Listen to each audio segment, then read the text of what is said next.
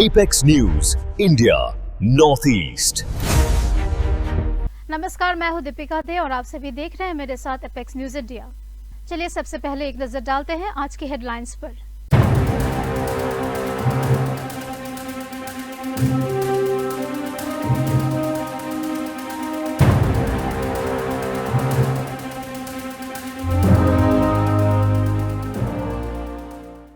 अब खबरें आगे।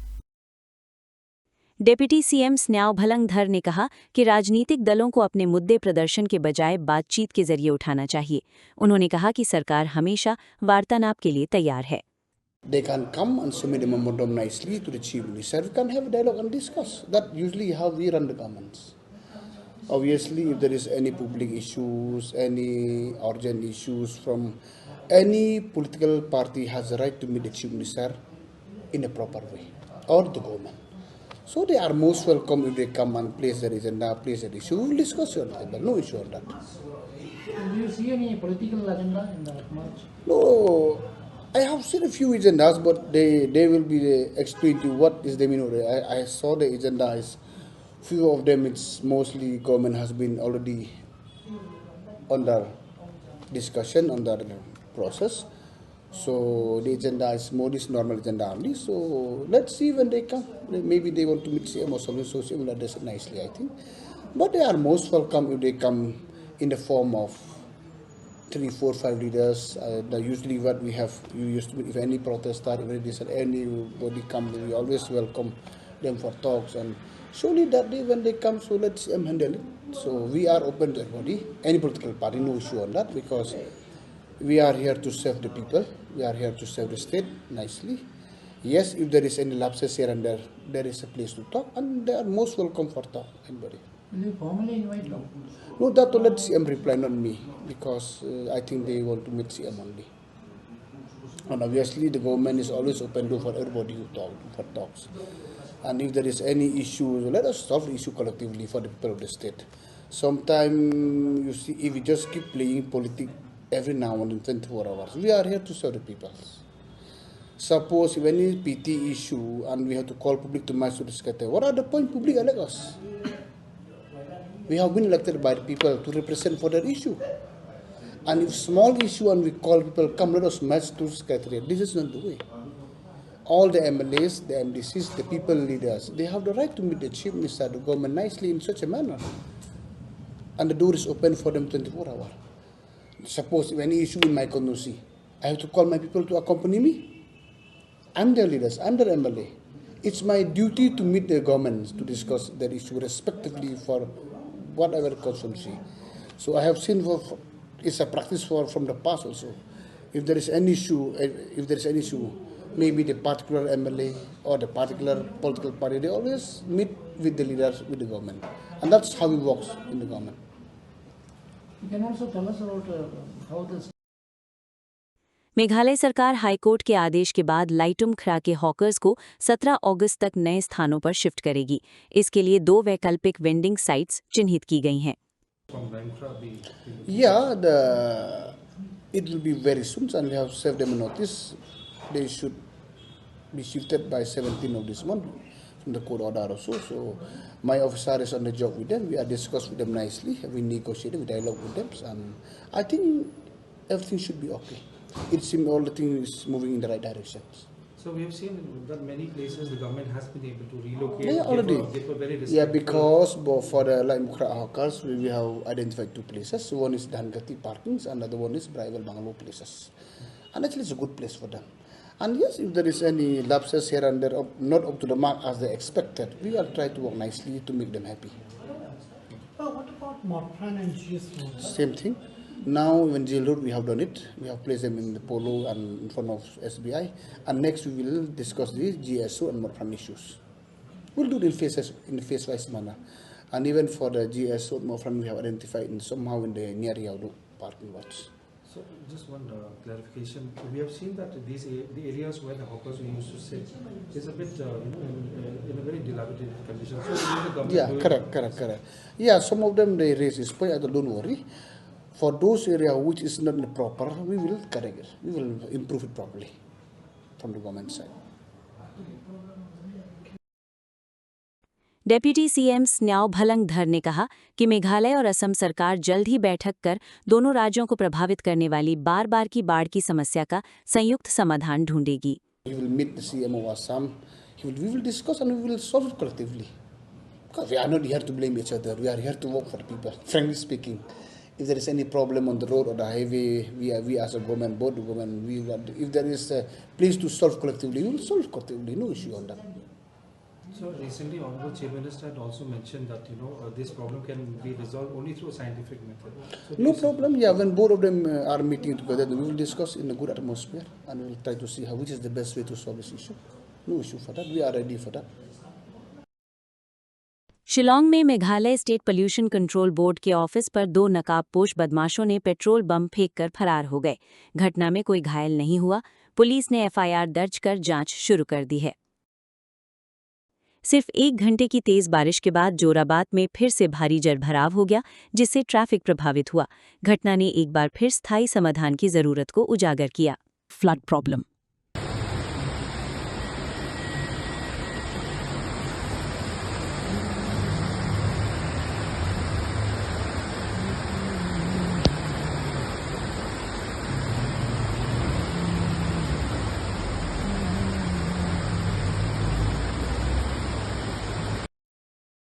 यहाँ लेंगे एक छोटा सा ब्रेक, मिलेंगे कुछ और खबरों के साथ। ब्रेक के बाद देखते रहिए apex news India.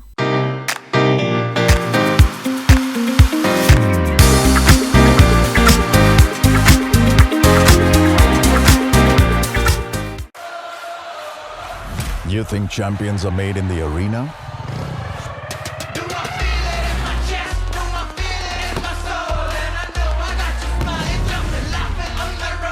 They rise from the streets. The streets remember champions.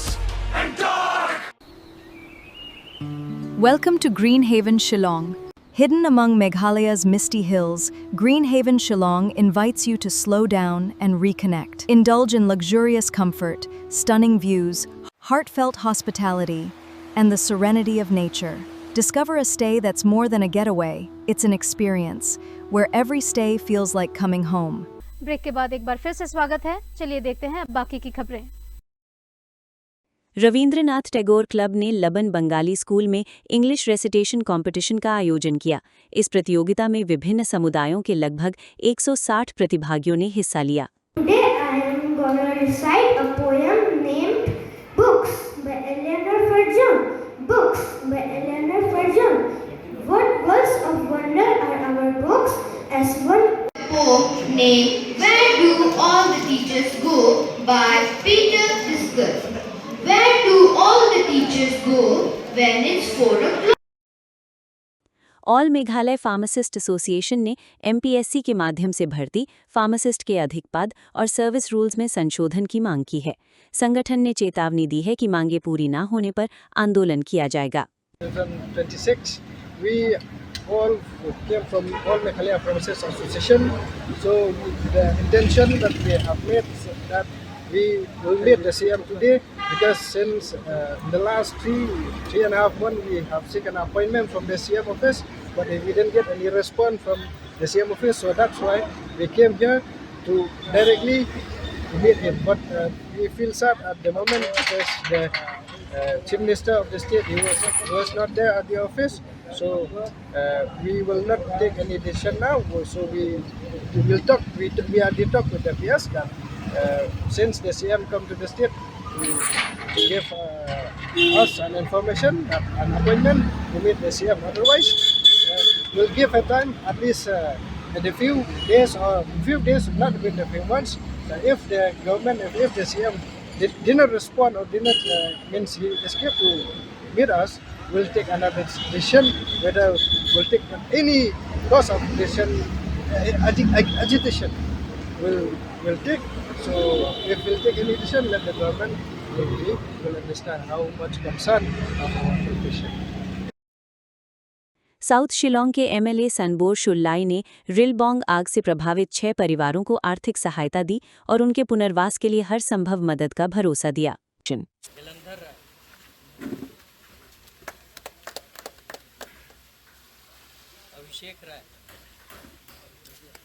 अभिषेक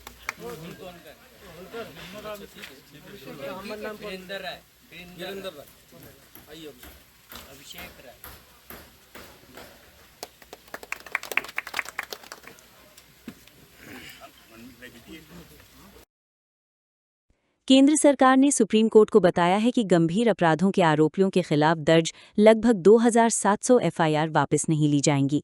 सरकार ने कहा कि ऐसा करने से पुलिस बल का मनोबल टूटेगा। इससे पहले चीफ जस्टिस सूर्यकांत की बेंच ने भी स्पष्ट किया था कि गंभीर अपराधों के मामले वापस लेना जरूरी नहीं है। The central government has informed the Supreme Court that it will not withdraw around 2,700 FIRs registered against persons accused of grave and heinous offences. During the hearing, the bench led by Chief Justice Surya Kant clarified that FIRs involving serious criminal antecedents need not be withdrawn. The centre also argued that withdrawing such cases could demoralize the police force and weaken law enforcement. Lashkar-e-Taiba के वरिष्ठ commander Rizwan Hanif ने एक video में दावा किया है कि पिछले 4 सालों में पाकिस्तान में संगठन के करीब 30 आतंकी रहस्यमय परिस्थितियों में मारे गए। उसने इसका आरोप भारत की एजेंसियों पर लगाया है। भारत की तरफ से इस दावे पर कोई आधिकारिक प्रतिक्रिया नहीं आई है। इस जुर्म के अंदर हिंदुस्तान की खुफिया एजेंसीज ने उसको यहाँ आजाद कश्मीर के अंदर भी अमन और चैन से नहीं रहने दिया। अपने जर खरीद एजेंटों के जरिए से उसको यहाँ पर शहीद किया गया। ये पहला वाकया नहीं है। गुज़श्ता 3-4 सालों के अंदर 30 से ज्यादा वाकयात हो चुके हैं कि हमारे भाइयों को शहीद किया गया। किसी को पेशावर में, किसी को कराची में, किसी को पिंडी में, किसी को रावलाकोट में।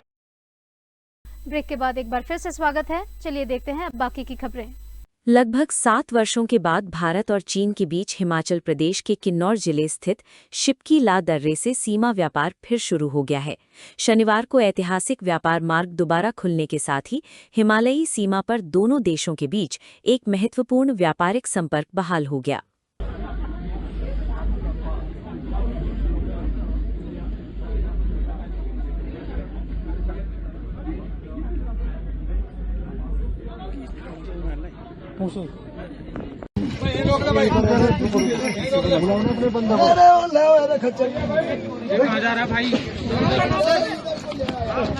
ये नहीं मान रहा सब कुछ ऐसे ही बोला फिर आपको जाने दिया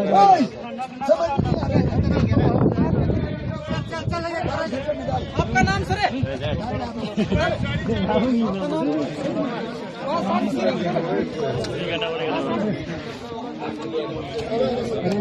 बाबा ने बोला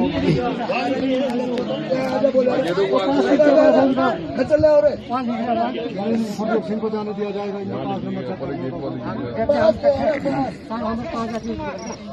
अरे आप भी कहीं जा रहे लग रहा है।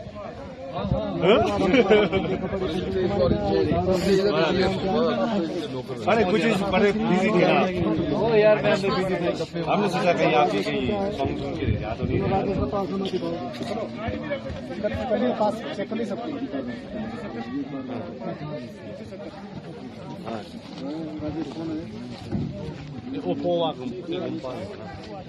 थोड़ा पकड़ो भाई।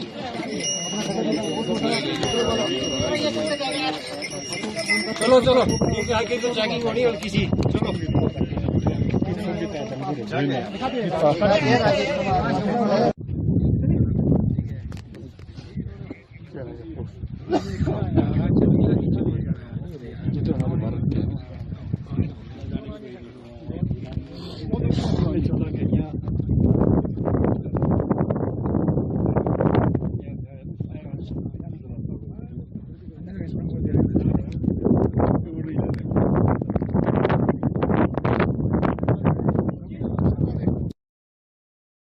राष्ट्रमंडल खेलों के पदक विजेता मीराबाई चानू, ऋषिकांता सिंह और जदुमणि सिंह के मणिपुर लौटने पर उनका भव्य स्वागत किया गया।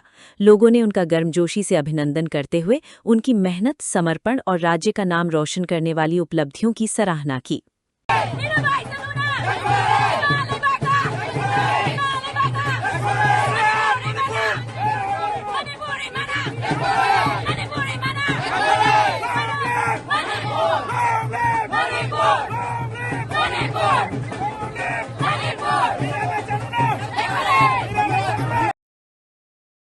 भारत ने आधिकारिक रूप से वर्ष 2030 राष्ट्रमंडल खेलों की मेजबानी की जिम्मेदारी संभाल ली है।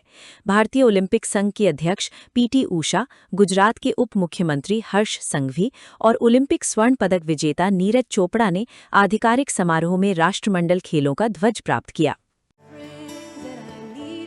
अहमदाबाद में 2030 में 100वां कॉमनवेल्थ गेम्स खेला जाएगा और हाल ही में प्रतिनिधित्व करने के लिए मौजूद हैं भारत से golden boy Neeraj Chopra, PT Usha जो प्रेसिडेंट है Commonwealth games association of India की, और डेप्यूटी चीफ मिनिस्टर गुजरात के हर्ष संघवी।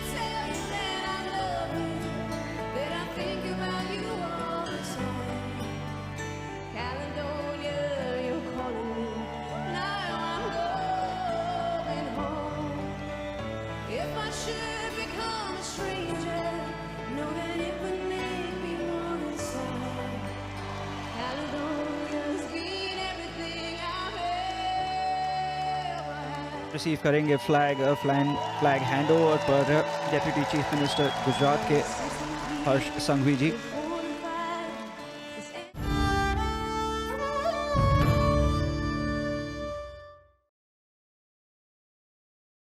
भारतीय मुक्केबाज लवलीना बोरगोहेन ने ग्लासगो के एक रेस्तरां में नैपकिन पर छपे भारत के विकृत नक्शे पर आपत्ति जताई, जिसमें पूर्वोत्तर भारत को नहीं दिखाया गया था। उनके विरोध ने भारत के सही मानचित्र को प्रदर्शित करने के महत्व को रेखांकित किया। प्लीज आप लोग बुरा मत मानिए, मुझे ये थोड़ा सा बुरा लगा। ये इंडिया मैप में हमारे नॉर्थ ईस्ट नहीं है।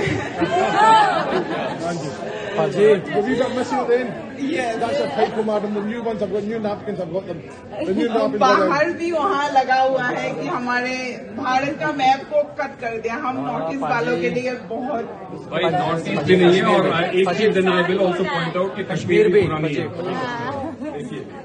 So please make sure that this is amended because we know that you have India's interest at heart. बस इतना ही बोलना था। प्लीज नेक्स्ट टाइम से ये थोड़ा सा ध्यान रखिए। Thank you so much. सही बोला आपने, सही बोला। एक आरटीआई कार्यकर्ता ने सिटीजन्स जस्टिस पार्टी से जुड़े वित्तीय लेनदेन को लेकर चुनाव आयोग में शिकायत दर्ज कराई है। शिकायत में 1 करोड़ रुपए के दान, कथित जीएसटी अनियमितताओं, पार्टी के वित्तीय रिकॉर्ड और नेताओं की घोषित संपत्तियों की जांच की मांग की गई है। यहाँ पे 3 अलग अलग जगह पे शिकायत की है, जैसे कि सीजेपी के विरुद्ध में एक ईसीआई में कंप्लेन की है, और कपिल सिब्बल साहब ने जो 1 करोड़ का फंड दिया है उसके विरुद्ध में मैंने सीबीआईसी में शिकायत की है कि इस पे 18% जीएसटी वसूल किया जाए। तथा महाराष्ट्र सरकार में भी मैंने एक शिकायत की है कि जो शंकर भगवान दिपके जी जो थे वो जूनियर इंजीनियर के पोस्ट पर वहाँ पे एमआईडीसी में कार्यरत थे, तो अगर उनकी 60-65 हज़ार की सैलरी थी, उसमें अपने बच्चों को अमेरिका पढ़ाना, क्योंकि अमेरिका में 30 लाख से लेकर के 1 करोड़ तक का साल भर का खर्च आता है, तो इतना बड़ा खर्च कहाँ से निकला? क्योंकि आपकी अगर 60-65 हज़ार की पगार है, उसमें आप 30-35 लाख रुपए खर्च कर रहे हैं, तो वो चीज़ समझ में नहीं आती है। इसके विरुद्ध में हमने महाराष्ट्र सरकार में भी शिकायत की है कि इसकी जांच की जाए, अगर आय से अधिक संपत्ति का मामला है तो उस पर कड़ी कार्रवाई की जाए। जो सीजेपी पर क्या शिकायत की है और कपिल सिब्बल साहब पर क्या शिकायत? सीजेपी पे हमने ये शिकायत की है कि ये पहली बात तो सीजेपी जो है कॉकरोच जनता पार्टी, जो ये अपने आप को जनता पार्टी लिखते हैं, पार्टी के हिसाब से ये जिस तरह से बिहेव कर रहे हैं कि हम प्रोटेस्ट कर रहे हैं, हम प्रेस कॉन्फ्रेंस कर रहे हैं, एक राजनीतिक दल की तरह बिहेव कर रहे हैं। तो जब अगर आप राजनीतिक दल की तरह बिहेव कर रहे हैं तो आप चंदा लेते हैं, और अगर नॉन रजिस्टर्ड पर्सन हैं और आप चंदा लेते हैं तो रिप्रेजेंटेटिव एक्ट 1951 के धारा 29A के तहत आपको पहली बात तो रजिस्टर्ड होना पड़ता है। आपका जो भी चंदा और बाकी चीज़ें हैं वो आपको ईसीआई को देना होता है। तो उसके विरुद्ध में हमने शिकायत की है कि ये रिप्रेजेंटेटिव एक्ट के हिसाब से ये रजिस्टर्ड नहीं है, और 1 करोड़ का फंड जो ये ले रहे हैं ये अवैध है। इसके विरुद्ध में शिकायत दर्ज की है। इसके खबरों में आज के लिए इतना ही। ऐसे और खबरों के लिए देखते रहिए एपेक्स न्यूज इंडिया। धन्यवाद। Apex News India Northeast।